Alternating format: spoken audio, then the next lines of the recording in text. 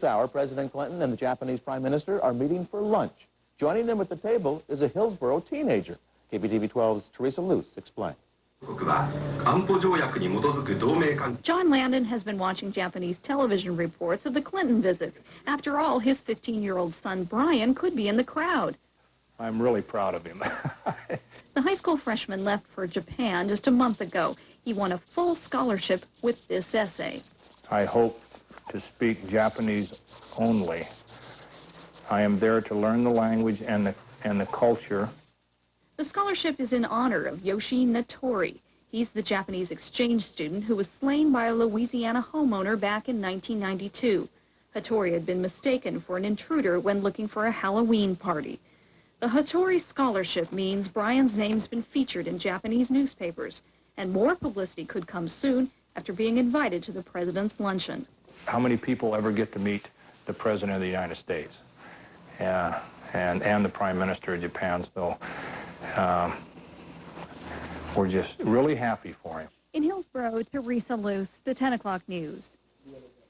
Now, Landon will be in the crowd with other exchange students. We don't know yet whether he'll actually get a chance to speak with President Clinton.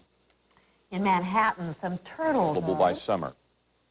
Well, here's one student's essay you might like to read. My year as a foreign exchange student in Japan, with the president dropping by. It's about a Hillsborough freshman who met President Clinton at a Tokyo luncheon. Dan Christopherson has the story.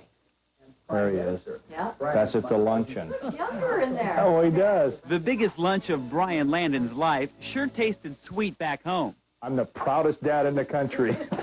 No need for Dad to worry about his 15-year-old son finding his way in Japan. Brian called this morning to tell about how he did lunch with the Japanese Prime Minister and President Clinton. And said that he had actually had the opportunity to shake hands with President Clinton.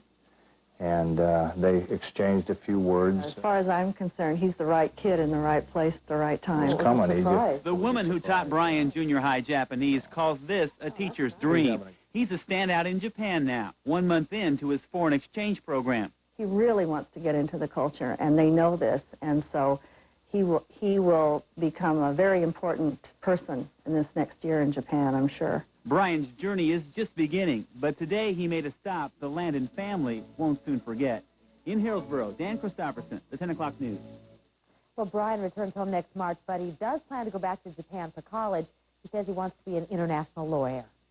Michael O'Brien's out revving up his engines, getting ready for PIR and race season this year. Yeah? It's coming.